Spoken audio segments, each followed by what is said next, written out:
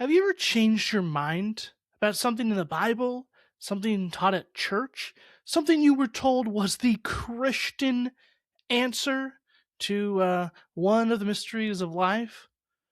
Well, if you have, or if you want to, you are definitely in the right place. Today, we're going to talk about this word deconstruction. Look at that journey, how to make that healthy, and how to ultimately, wherever you land, end up with Jesus in the center.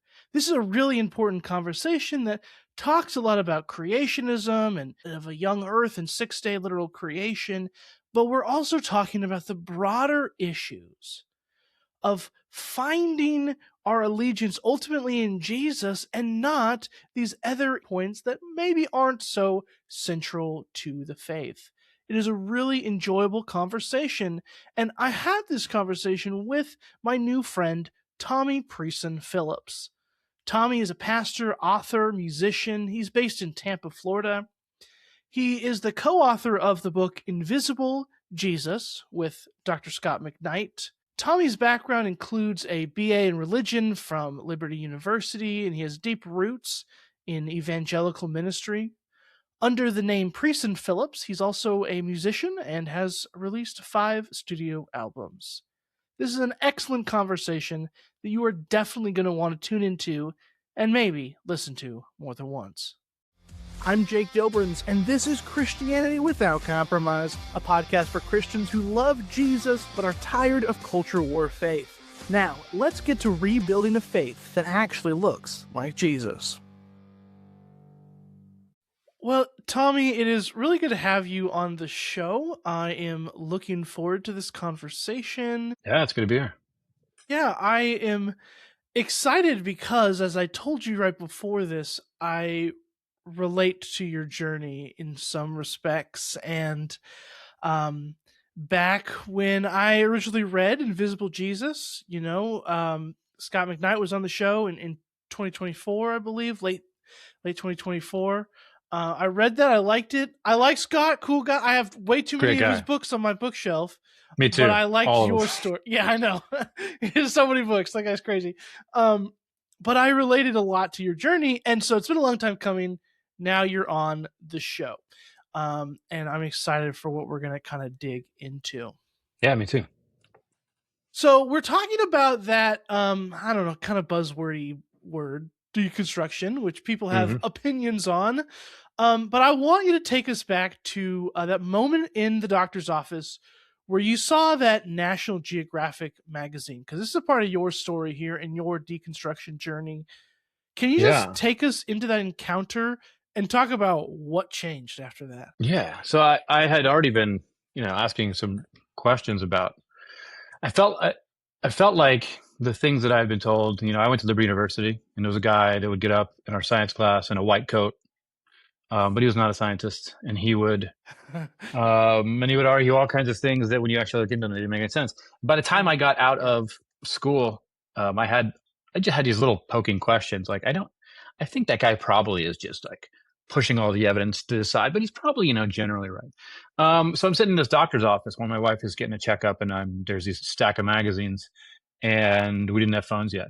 So I think it was like 2004 or 5. So I picked up a National Geographic, started reading it, and there was this article about, I don't remember all the details. I remember a meteor. I remember it hitting the coast of, I believe it was like Argentina, and it was so powerful that it made these mountain ranges out into the water. And I'm reading this story. It's fascinating. And they can prove like the minerals where it came from. And it just seems like they knew what they were talking about. And it all seemed to make sense, a lot more sense than I had heard. And I read this, and I just felt right away, like I felt the bottom drop out of things. And I don't really know how to describe it other than I remember putting the magazine down and just staring at it on the table. And like staring and staring and staring. My wife coming out, what's wrong? I'm like, I'm not getting things.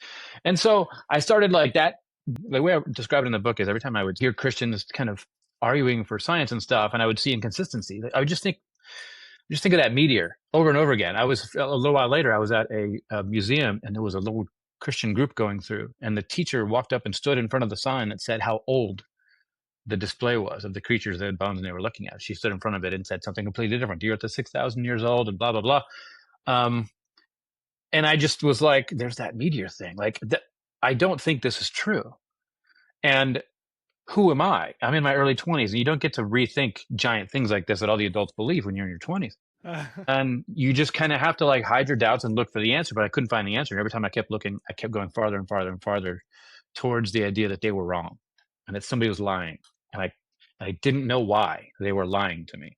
And that's sort of like, I had to carry that for a few years. And I remember bringing it up randomly. Do you think like evolution is possible? Everyone's just like micro, not macro. You know, they have all these little arguments that they do. Oh, yeah.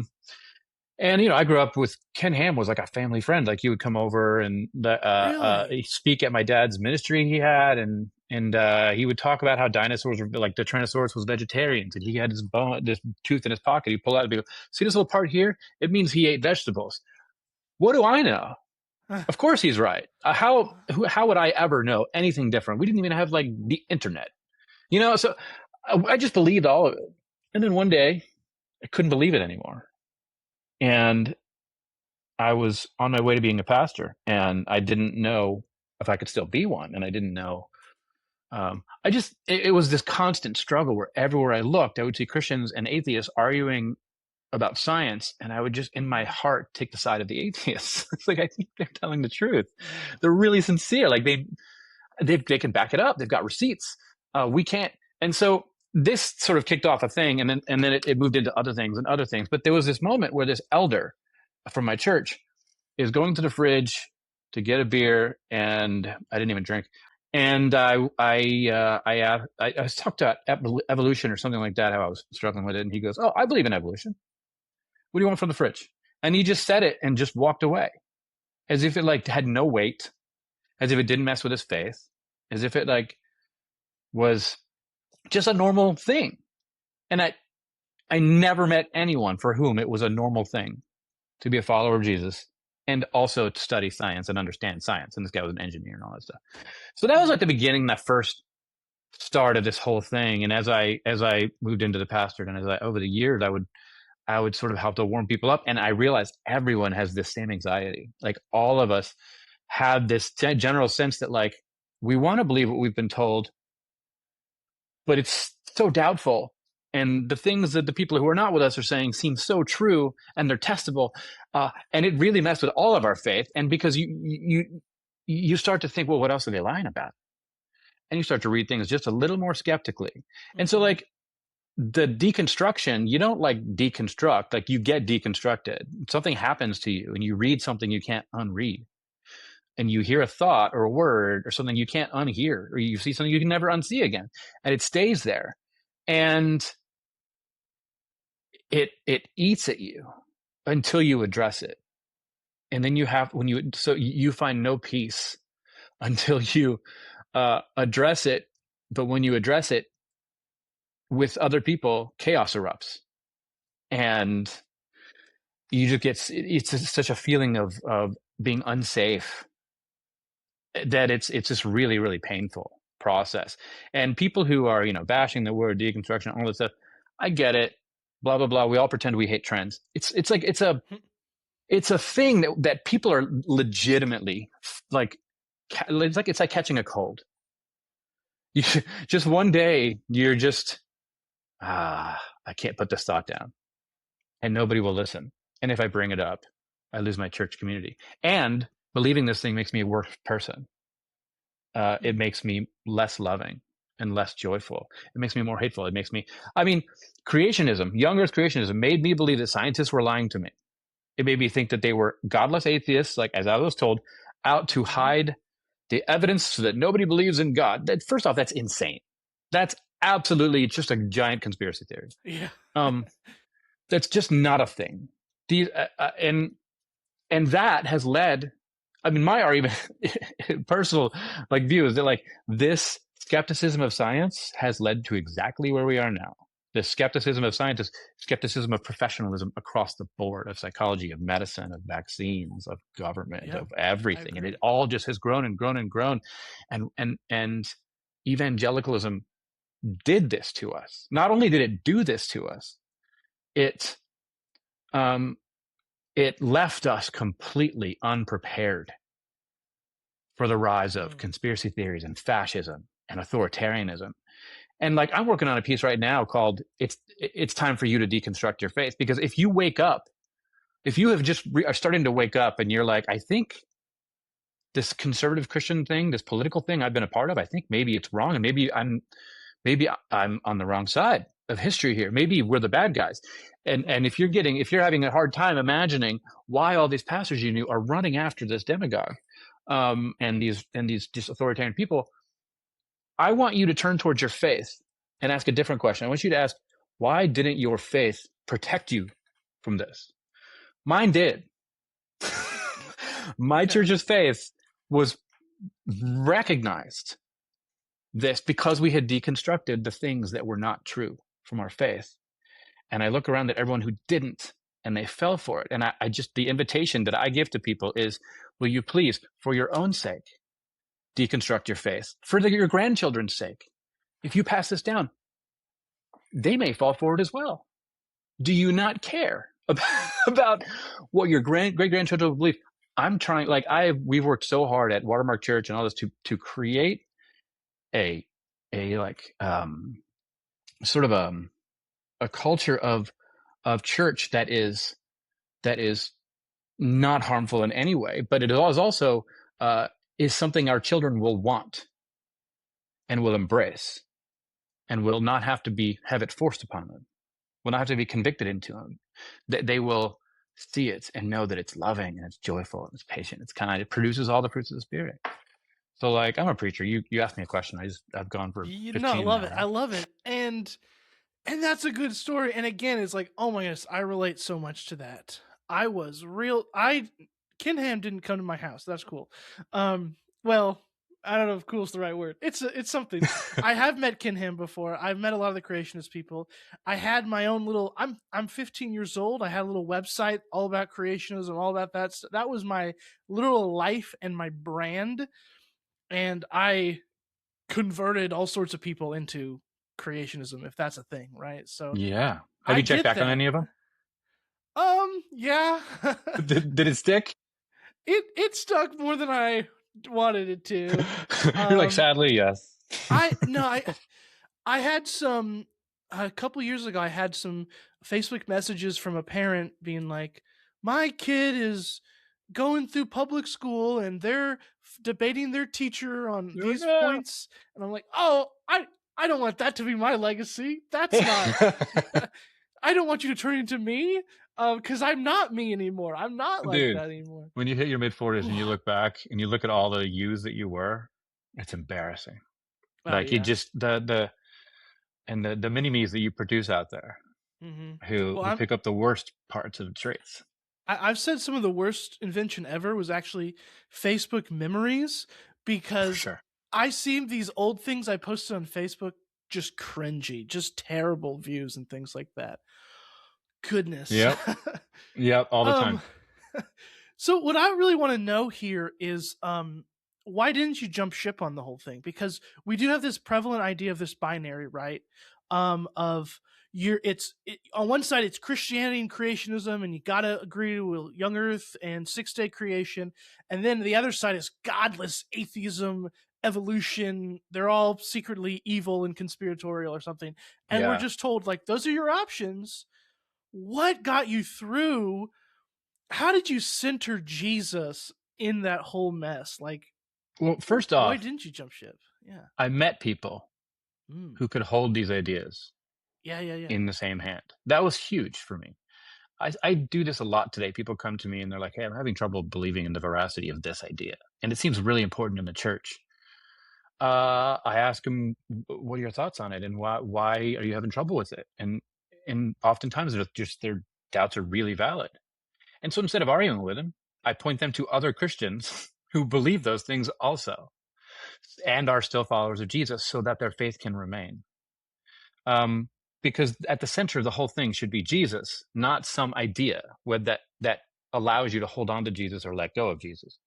There are many ways to read and understand Jesus that do not fit within either of our faith constructs, but that give people life, that make them more loving and more gracious and more caring, that make them more Christ-like. And so, like, the first thing was I met people who held these ideas in their hands, and it gave me like, okay, this is possible, and that's a big deal. It's sort of like whenever you're going through something really, really hard, you want to meet a bunch of people who are on the other side of it, and you do that, you're like, oh, so it's not like catastrophic nuclear bomb going off. Second, I'm really into the teachings of Jesus, like the teachings themselves, even like even if I didn't have the story, the teachings are amazing. The way that he disrupts the power structures all around him by doing the simplest, smallest little things, the way that he thinks, the way that he asks questions instead of like rebukes and confronts, the way that he says, here's everything that you've heard, but I say this. And he's like, I'm inviting you to unravel everything you've ever heard. I'm inviting you to deconstruct all of it. You've heard it say this, and I say this. You've heard it say this, and I say this. And I've always just been really enamored by that somebody from the bottom of an empire could get a following that 2,000 years later, the entire world is still looking at. There's something about that story. And when I sit with people and I read and I tell this story, when I gather with the church and I tell the story, even if we like are fighting or disagreeing, even if there's things that we're like, even if there's like some things that we don't agree with or whatever, when you tell the story of Jesus, everyone sort of receives it in a way that is just embracing and arms of it, and it changes us. It makes us, again, more loving and gracious. And so, like, that story, I have just seen it over and over and over. People embracing that story, trying to embody that story, trying to live that story, trying to create a presence of Jesus in their own community, and things start happening. And I've seen it. Like, marriages just begin. The ego begins to fall. People get honest. People start gathering around other people that they have never gathered with before. They start pulling seats out at the table for people who were never welcome to sit down. That stuff, there's no one else that I can read in anywhere in literature or anything that can do that. There's some incredible stuff out there, but I personally have never seen a story change people from beginning to end, front to back, as the story of Jesus does every time you tell it. So I don't know, those two things. Yeah, those are very important. Those are good things for sure. I also, like, you keep coming back to this idea that I really like about essentially the fruits of a doctrine. I think we don't teach this in the church. We talk about what's the scriptural reference here, what's the truth or something, but that's something that in my faith journey has become really important, is looking at, wait, what kind of character does this produce in me or those around me? What kind of community is flourishing here out of these ideas? It's literally the only way. Yeah. It's the only way to know whether or not something is of God. It's not, is the doctrine right? Are they dressed right? Does their family structure look right? Do they have the right morals? Do they live? It's literally, what's the fruit? Mm-hmm. What kind of person are they? Yes. Are they a loving? Is the fruit of the Spirit? Are they all there? One of the points I was making in the book is that, like, people are leaving the church in droves. You can read Ryan Burgie's, his data, his graphs, all of it. People are running. And I think it's just going to get worse as the church continues to hold on to power in America, and use it very, very poorly. But people are running from the church. And when you ask them why, they're not leaving church to leave the faith. They're leaving the church because it made them worse. Absolutely. It made them, I point blank talk to people who say, it just made me a horrible person, so I stopped going. It made me like addicted to politics. It made me angry. It made me judge every person. It made me homophobic. It made me not able to be in a room with people I disagreed with. It made me a nationalist. It made me all the things that they say. It made me feel shame. It ruined my marriage because of purity culture. Like all the things that people say that the church that the fruit that they've gotten from the church, there is no reason they should ever go back. What they need to do is recenter Jesus. Understand, like, just the story of Jesus is a compelling, and they know this. And here's what I'm seeing. I'm seeing, and this is really funny because this is sort of a thing that I think Paul writes about once in a while. Uh, I'm seeing a lot of people who have left the church who are now agnostics, self-proclaimed atheists, all this stuff. A lot of my friends. I have an atheist friend who sends his friends to our church, and I talk That's to cool. him, and they're getting jealous of Jesus by watching evangelicals drag his name through the mud. They're getting jealous because they know that that's not Jesus. And they're getting mad about it. And you can see them all over the internet. This is not, you are not a follower of Jesus. This is not what Jesus taught. They're very plain. And they're point blank. They're like, obviously this is not of Jesus. So the ones who have all left the church, the ones who are not, the ones that the people in the church are calling the heretics and the reprobates and the whatever, the backsliders, which is a weird word. We invented that. Uh, these people are that we call all these things are turning around and looking at the church and saying, you guys should really give up the name of Jesus. You're not following Jesus. And what's actually starting to happen is I'm starting to see these kind of groups get together and talk about Jesus. And I feel like God is doing something there. Like God is doing work among the skeptics that the church, the established church in America, will have nothing to do with.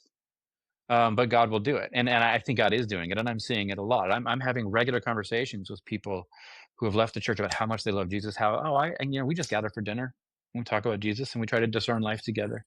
And once in a while we'll pray, and sometimes it's awkward, sometimes it's beautiful and meaningful, and we need it. And when there's catastrophes, we come to each other's aid, and it just feels very much like a church. And there's only 10 of us. Hmm. I have one of those.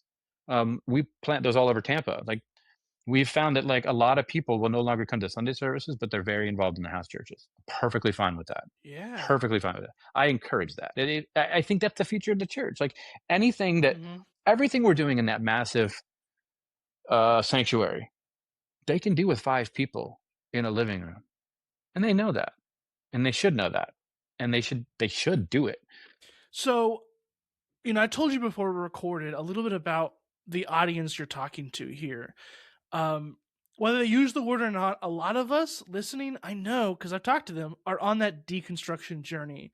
Now, some of them are very early on because I have people that are my friends on Facebook from when I was a kid and when I was a different kind of person or whatever. Somebody's stumbling upon this thing and they're starting this journey. So you Mm-hmm. told us what helped you. What would you recommend for somebody else that is starting to question some things? They're seeing things. There are, there's still people wrestling with, okay, my faith in my politics and faith in sexuality and faith in creationism, and they're Mm-hmm. wrestling with these issues. What do you kind of recommend for somebody that's beginning this journey? For starters, I would say whatever the issue is that you're struggling over, find some people who, again, already hold Hmm. that in the same hand as Jesus. Um, and look at the fruit, look at the community that they're a part of, look at the lives that they live, look at the people, the groups of people that tend to hold this kind of theology, and observe them. Are they genuine? Are they generally like this is what I found when I first started meeting like really liberal Christians. I didn't realize how Christ-like they were going to be, and how welcoming and loving of me they were going to be, even though I was a jerk, and how non-judgmental they were, because they understand, because the vast majority of them have been exactly where I am. Look at the fruit. Ask yourself, do I want to be this kind of person? Do I want to become like them? I did want to become like them. I was like, I've never had faith that made me genuinely grounded and planted and joyful in a dark world and in really hard times. Ask yourself if that's what you want to be. Some of the things in the book we talk about. There's a whole section on how to find a pastor. Hmm. How does that pastor read the Bible? Do you want to read the Bible like that pastor does? Because if you read if you if you sit under the teachings of that pastor, you will learn to read the Bible like that pastor does. What are the break issues that are really, really important to you, that are unloving, that you do not want to learn to read the Bible like this guy? Also, like, make sure, like, does the pastor exhibit the fruits of the Spirit? Are they loving? Are they gentle? Are they kind? Are they patient? Are they practicing hierarchy? Are they lording over people? As we have these questions that rise up, first off, like, allow them to come, ask them, and tell yourself it is normal and okay that I have this question. I'm not the first person to have this question. We have shelves full of books written by people who have asked that same question. And I want people to know there's not a question that you have that someone has not had and addressed and found peace and written deeply about it and laid breadcrumbs for you to follow. It has all been done. The Bare Naked Lady said it's all been done. Everything has been studied. Everything has been, like, not everything has been understood. Every question you can ask has about God has probably been asked multiple times. Engage at any time. You can engage with any theologian out there. Don't be afraid to read. Read widely. And every time you do, also look at the fruit. I mean, we have pastors all the time that they work on theology and they build theology over decades, and they build a body of work, and then later on you find out there's these things that they've been doing all these years. Right. That matters to me. It's fruit. I want to find somebody with faith who turned out sort of like someone that I would look at and say, this person is Christ-like. This man is at peace. This man loves the people around him, and he is beloved unconditionally by the people in his life. That's important in the life of a Christian. It's not just about understanding and mentally ascending to some ideas. And if you're wrong, and this is one of the things that we struggle with as evangelicals, is that, like, we have to find all the answers, and we struggle with these questions arise up, and we feel guilty about them because we're told, like, that's the devil's at work and all that. It's okay to not know for years very important things. You can make it through your day. You can make it through a liturgical calendar year, following Jesus in your doubts about creation, resurrection, afterlife, all of it, his sexuality. It's okay not to know. It's not okay to be unloving of people who hold different views. It's not okay. And one of the biggest problems is that when people learn something, with people deconstructing can be very dangerous, because you learn something new. You suddenly feel enlightened. And you feel enlightened, and so you run around setting everyone on fire. You haven't learned anything yet. A few years from now, 5-10 years from now, like Scott McKnight talks about how he's been on this path since the 70s. That's right. I've had conversations with him about his journey that floored me. Like, I even since the book came out, I have shifted on many things, and I assume I will, over and over and over, and this will never end. And so, like, welcome to a new faith that is not stagnant, that you don't have to defend. You don't have to build walls around it and stand out front with a sword and be like, no, here's all my arguments. You don't have to learn. Actually, there's no reason for you to learn apologetics in this world. Like, you don't need to. I agree. Jesus doesn't need you to defend him. The Bible doesn't need you to defend him. God doesn't need you to defend him. What needs to happen is you need to learn to cultivate the fruits of the Spirit. That only comes through understanding the work of Jesus. But the things that everybody wants, every single person wants, is not, they think sometimes it's wealth, and they think sometimes it's fame and influence, and it's literally love, joy, peace, patience, kindness, goodness, faithfulness, gentleness, and self-control. Even, like, just pick one of those and look at it, and there are entire billion-dollar industries centered around making you into and to feel these things, especially self-control. Like, the industries around this, because everybody wants it. And the church thinks people want iPad raffles and laser light shows and the best music ever. No one needs any of that. No one. The only one who needs it is the megachurch pastor who feels really awesome when it's happening. The only one who, I think, who was this that said this? Willow Creek. Saddleback. Who was the pastor of Saddleback? Rick Warren. I heard Yeah, him yeah, once yeah. say. I heard him once say, "No one wants a big church except the pastor." He's right. He is totally right. Nobody Boy. does. Yeah. So I don't know why we're modeling our world after, modeling our kingdom after Babylon. Mm. But when you do that, you're making people deconstruct, and you're making book sales for people writing about deconstruction go up. Like, that's all you're doing. So much good stuff today. Super duper appreciate you just sharing your journey and sharing so much about how we can be faithful with Jesus and still hold some of these different beliefs and things of that nature. The focus on Absolutely. fruit, super helpful.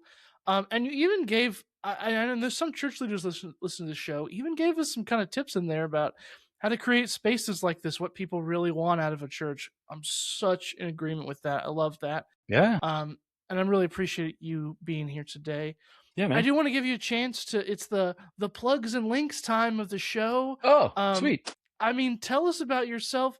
I listened to some of your music today. I really Oh, you did. You're the honestly one. enjoy it. So, like, Awesome. what are you up to, Tommy? Yeah, I've been a musician for 20 something years. I have Huh? 5 studio albums, and we do, like, this summer we did a European tour, and we do that every few years. We go and do the Germany circuit in August and play the shows over there, and go over to Paris and Belgium and stuff. Um, I don't play a lot in America anymore. People don't go to. I don't know. I'm not a big fan of the worship scene in America, and I do write worship music. Mm. It's all music that I've written for our church to sing. That eventually a label was like, "Can we put it out?" I was like, "Sure."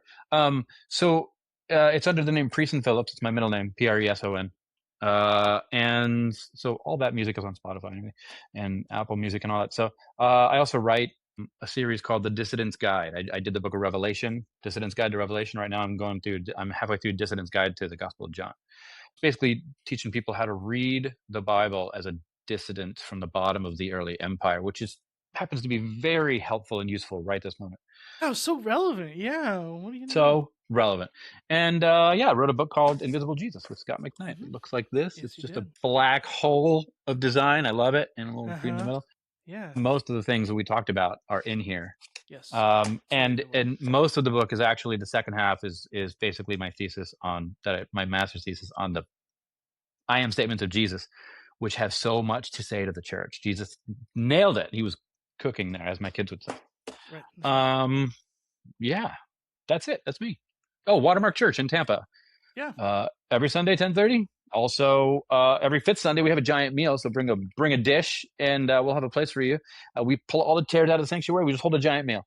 It's a meal church, and then we have house churches all over the place. So check out watermarktampa.com for more about that. That's so cool. Yeah, Wish I was in Tampa. A little bit of a drive from a little Oklahoma bit, City, but a little bit. maybe I'll show up there one day. Um, well, I do have one last question to sneak in here that I do try to ask all my guests. And this is the part of the show where we get insanely practical, something that we can do this week. So I'm going to read out the question just like I ask everybody. And the question is this: as we close, leave the audience with just one practical action they can do this week to live out their faith fully for Jesus. What would you say, Tommy? Mm, I know there's a lot mm. to choose from. When you arrive at where you're going, before you get out of the car, uh, I'm telling you, because I'm doing that this week. I'm trying to center myself and find a bit of purpose. I feel like I've been floating, and so, like, there's this practice that I discovered from Michael Frost, I think it was, in his book Surprise the World, where before you enter into a place, you thank God for bringing you to this place. You thank Him for sending you into this place, and you ask Him to help you be aware of what He is doing in that place. You'll see things you haven't seen. You'll notice people in pain, people in need, people looking around for someone to acknowledge their presence and smile at them. All kinds of stuff happens. So it's a simple little thing. I don't know, just because it brings awareness, and we don't. if we're ever going to make any impact, we really have to learn to slow down and literally look each other in the eye, be willing to sit next to each other and give up our plan for the afternoon and linger if necessary with whatever God is doing in that moment. So that's what I'm doing. Join me. Yeah, I love that. That's awesome. Well, thank you again so much. And for everybody listening, watching, I want you to share this episode out. This could benefit a lot of people. Beginning, middle, end of the deconstruction journey. There's a little bit for everybody. Really good. Centering us in Jesus, helping us remember the fruit of the doctrine and the things that we believe. Very important. And to hear more about my story on this subject, I do want to point people to an episode last year. I did a solo episode called Why I'm Not a Creationist Anymore. Very apropos to this discussion. So if you want to learn more about my journey, go check out that one where I kind of tell my story, my deconstruction story, if you will, in this particular area. But Tommy, it was awesome. Thank you so much. Yeah. Thank you for your words today and for your music, because I did listen to that before we started. Awesome. And I'm thankful for all that you've brought us today. Just had a blast. Awesome. Anytime. This episode of Christianity Without Compromise was hosted by me, Jake Doberenz, and produced by Theophany Media, my podcast production company. If this conversation served you, please rate and review the show and share it with a friend and help others find it. You can also subscribe at jakedoberenz.substack.com to get email updates with new episodes every Tuesday and my often humorous theological reflections on Fridays. And as always, don't just listen, live it. Live out that Christianity without compromise. Thanks for listening.